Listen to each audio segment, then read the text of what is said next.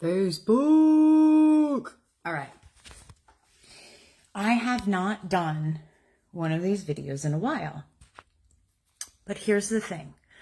Do you know how it goes? When I feel moved to speak something, I have to do it. And if you go back in my videos, you will see that I do this with ultimately whatever the hot topic is. Hot topic. Regen Cove, if that's how you pronounce it. My phone's blowing up. Ultimately, it's the monoclonal antibody treatment that people are getting. People, and I mean my close friends, my family members. Here's what I'm going to say. If you were not given a package insert of this injection or infusion at the time of receival, the person that administered this product to you did not follow the oath and rules that is informed consent. Now, those professionals may say, but the patient did not ask. Well, here's the thing. Most patients that are coming in for this type of treatment may be in a condition where they're not in the condition to ask. Therefore, it's your responsibility to provide the information to them. Okay? Now, here's how I feel. If medical professionals were doing their job, they would take the half an hour that it took me to do some quick research. So this is quick research. I have not dove into all of this until now because I already intuitively know that it's a very, very, very not okay thing. Here's why. Okay? Instead of being section 13.1 like it is in every single vaccination insert page, you know, the one that I've explained to you that you have to pull open the big piece of paper. Well, it's not section 13.1 in these documents. It's actually section 16. And let me just get to that page.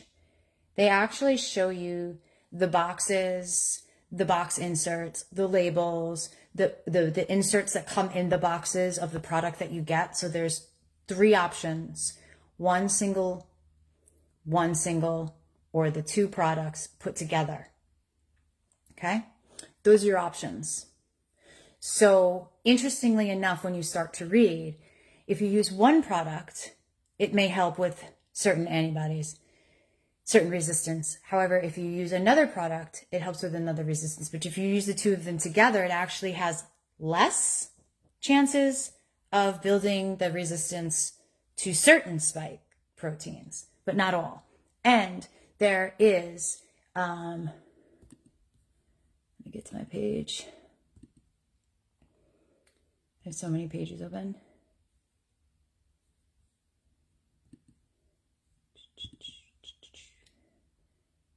I went and, okay. They have the, so what I found was product description. That's actually section 13. And let me go back to my last comment. Section 16, non-clinical toxicology. Carcinogenicity, genotoxicity, and reproductive toxicology studies have not been conducted with casirivimab and imdevimab. Who cares what the fuck the names are of these products? Because they're horrible. In a toxicology study in monkeys, liver findings. Okay, so they say in monkeys, they had no adverse effects when administered intravenously. However, the liver was observed and the cross-reactivity studies using human adult fetal tissues had no binding of clinical concern. This is what they say. Now, if you go into another section, they tell you the section to go to that actually shows you their clinical studies. And then you will be able to see how long. So in other words, they took a monkey and inserted this into a monkey And the word is cynomolgus. So I don't know what that means, whether that's a something monkey. I don't know if that's let's look this up and show you guys how to research. So here's the thing. Doesn't matter if you're doing an antibiotic treatment or a vaccine, it's the same shit. So you're picking one of the two evils. It's a crab-eating monkey. It's one of the little, like, fuzzy ones that people, like, can have as pets. Okay? So you can go into the clinical studies and actually see how the clinical studies were done, how long they were done, etc. And you know that they weren't done over time. Okay? And if you talk to parents or people that have gotten cancer post injections, you'll hear a completely different viewpoint on section 16. So going back up to ingredients. Both of these ingredients have the same amount of their product, about 1,600 milligrams, okay, in each product, which are then, specifically shaken and put together, okay, 1,600 milligrams. And that's the human amount of, the human immunoglobulin, okay, G1 monoclonal antibody, which is made, it's produced in a Chinese hamster ovary using cell suspension culture. Then they put the weight, which is 145.23, and it's called lowercase k, capital D, lowercase a. And when you look up what that is sequencing, and they can change the weight of the sequencing by legitimately moving numbers around and creating new sequence. So both of these ingredients are made on a Chinese hamster ovary, okay? They have, of course, natural amino acids in it, right? Because that builds up your histamine response. But then they also have chemical amino acid. And that chemical amino acid legitimately comes up as an irritant, harmful if swallowed, 100%. Also causes skin irritation, also causes serious eye irritation, and may cause 100% respiratory irritation. There's about 12.1 milligrams in both of those vials. So you're talking 24 milligrams of a very harmful product if swallowed. You're trying to save your lungs, but you're injecting a product that is harmful to your lungs and your eyes. And also, there's polysorbate 80. What does polysorbate 80 do? Binds to materials like the glyphosate that's already in you, like the nanoparticles that are being dropped on your head. It binds with those, and then it crosses the blood-brain barrier. That is what polysorbate 80 does. And also sucrose. So somebody might say, 888 milligrams of sucrose times 2, right? Do the math, right? We're talking about 1,700 milligrams of sucrose. 1,700 milligrams of sucrose. Sugar beets, GMO sugar beets being pumped into your system at a point in time where you're trying to build immunity and you're pumping sugar into your system.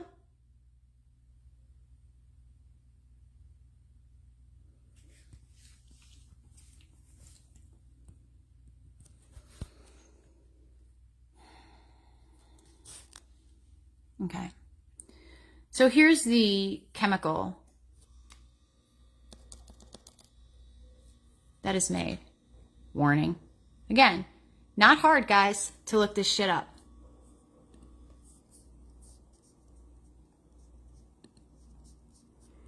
This is the product description where I got all of my numbers and information from.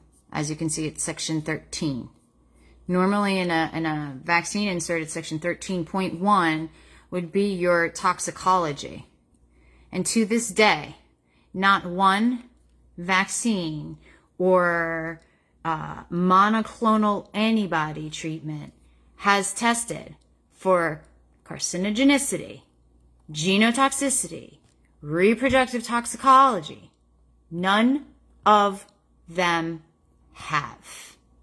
And they are all injecting another animal's fucking cells into your body. Not to mention, okay, so this ingredient, Casariv, I don't even know how the hell to say it. This ingredient and this ingredient, okay?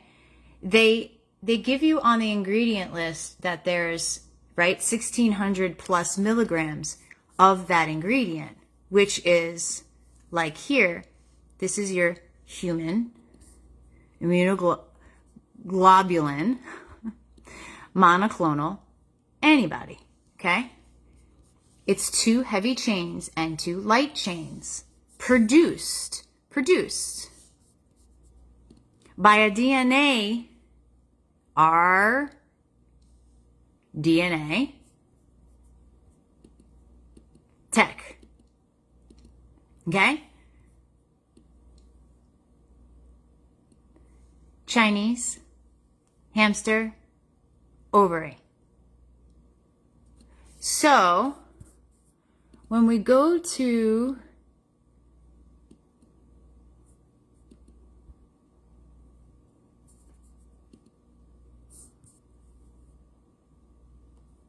I want to show you where it tells me that they've actually released.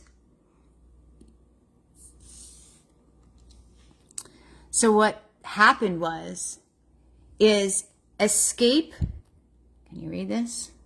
Because I'm asking now, how many people are actually staying in quarantine?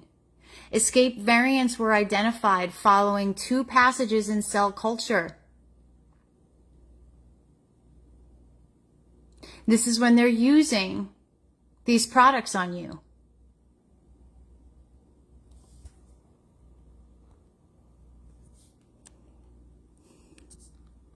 Why can't I see that?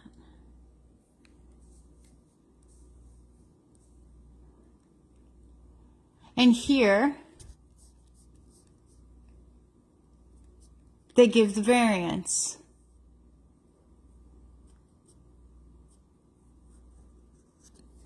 And all of these numbers are different escape variants. So I said this to my friend maybe 2 weeks ago because we have a lab right down the street from us. And I specifically said, I believe that this is what's escaping. This is why everybody's getting sick. That's where the transmission is coming from. And it's not a lie. It's written right here. It's on the FDA.gov website.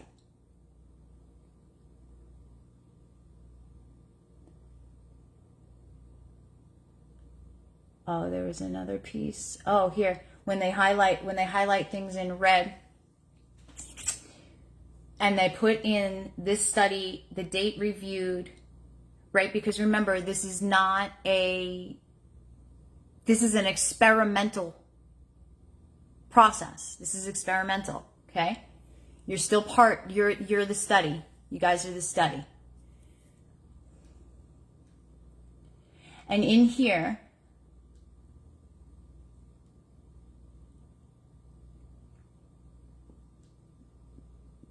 they give you the nomenclatures. They give you the substitutions that they tested.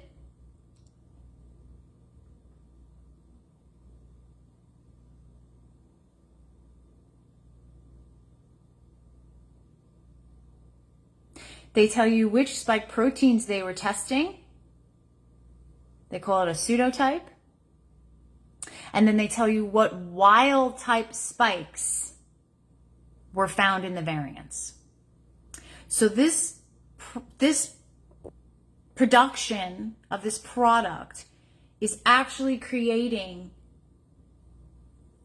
what they say is wild spikes. And they legitimately say escape variants.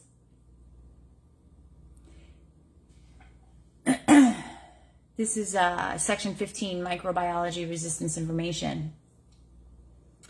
There is a potential risk of treatment failure due to the development of viral variants that are resistant to these two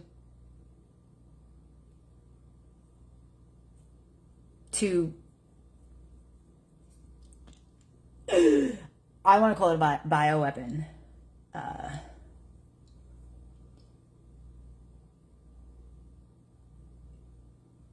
Prescribing healthcare providers should consider the prevalence of SARS-CoV-2 variants in their area where data is available when considering these treatment options. Okay, so they list variants that actually are out there, that if you have it, that can reduce the susceptibility to it. So if you're sick and you don't know what variant you're sick with, and then you go and get this treatment, you could potentially get worse. And what pisses me off, listen, it's not, you guys know I'm up for choice. This is choice. But we're not being educated. We're not given the tools to be educated either. People don't have the time to do this stuff, to look this stuff up, and people don't know how or have the patience. And what pisses me off is they say in the paper, they say, let me get up to the,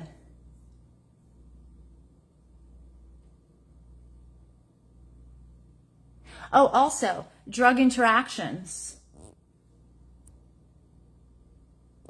So these antibodies, or I'll call these mixtures, these fucking hamster ovaries, are 2 monoclonal antibodies. They call this MABs, I call them, MABs. You have to, like, when you read this stuff, you have to, it's like numbers and letters, and I kind of see it, and I don't know the names, but I see the words, if that makes sense. So they're not, which are not renally excreted or metabolized by cytochrome P450 enzymes. I need to write this down because I just came across cytochrome P450 enzymes. Therefore, interactions with concomitant, I suck at pronouncing these words, medications that are renally excreted or that are substrates, inducers, or inhibitors of cytochrome P450 enzymes are unlikely. So I don't know what that means. But here's what I do know. I know that there are interactions that can happen. And I know for the amount of people that I know that have had this procedure done, that they are not being asked if they have these issues. And they're not getting the correct tests prior to having these treatments done. And that is a problem. I'm going to look that up in a second, but I want to go to I'm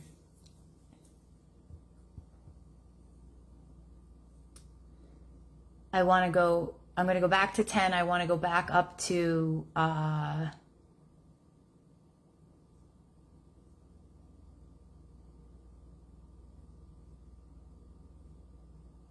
okay, number 5. Now they say contraindications, none. But when you read the trials and the clinical trials, that's not the truth. So I don't know how they got away with putting contraindications as none when they even list something like cytochrome P450 enzymes, and that if you are dealing with something like that you shouldn't take this. Or if, for example, you have a different variant that you're sick with, you shouldn't be getting this treatment. Or, for example, if you're allergic to any of the ingredients, that you shouldn't be getting this treatment. Also, that if you're ever looking to get pregnant, that you should really not do this treatment because they don't know. If you don't want to get cancer, you really shouldn't look to do this treatment because they don't know if it's going to cause cancer or what type of toxicity it creates in the body, along with all the other heavy metals. Like, what if you have really high heavy metal toxicity levels, and then you add some of these ingredients? I mean, do we actually know what happens when they chemically are combined at that level? Number 5. Now remember, science is asking questions. Number 5. There are limited clinical data available for these 2 products. Serious and unexpected adverse events may occur that have not been previously reported with the use of these products. I read that again. There are limited clinical data available for these two products. Serious and unexpected adverse events may occur that have not been previously reported. Okay. But then, so they're telling you that there's been really limited data. They keep referring you to the clinical data, but now they're telling you there's really limited clinical data. Okay? There's serious adverse events can happen, which, by the way, if I go to the other FDA site, it specifically says that death is one of the adverse reactions.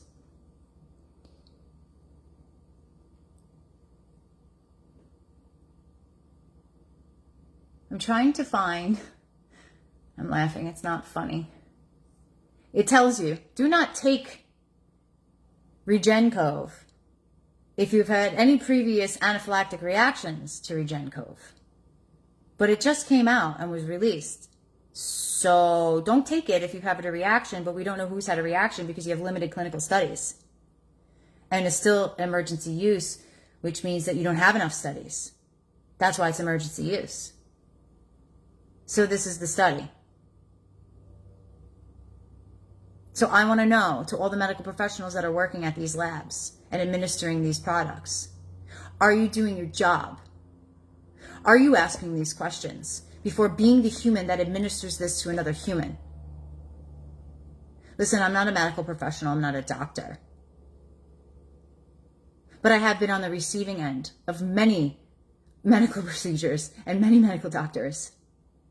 And I damn well know that they're supposed to be informing me and asking my questions. So I get it's a two-way street. We have to ask questions. We also have to be ready to receive answers. However, if medical professionals are not answering our questions, there is a problem. This is a problem. It is shedding. They're not telling people to go quarantine. They don't know if you're going to shed or not because they don't know what spike you have in you. And then you're not supposed, if you don't know what spike, you're not supposed to just go take this product. And they're already telling you there's escaping variants. So welcome to the world of bioweaponry, my friends. Godspeed.